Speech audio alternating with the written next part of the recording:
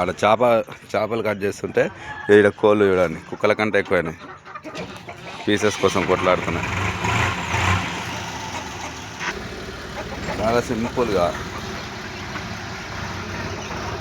ఈజీగా చేప తోలు వీకేస్తున్నారు.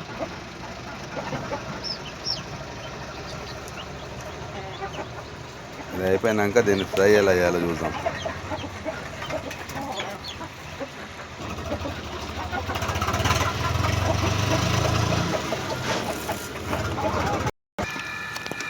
ఆడ కటింగ్ అయిపోయినాక ఈడ ఉప్పు నిమ్మకాయ వేసి మళ్ళీ ఇట్లా కడగాలి.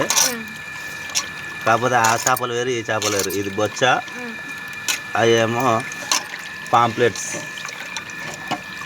అవి అయిపోయినాయి. దానికన్నా ముందు దీని పని చేసింది అనమాట పెద్దనాన్న.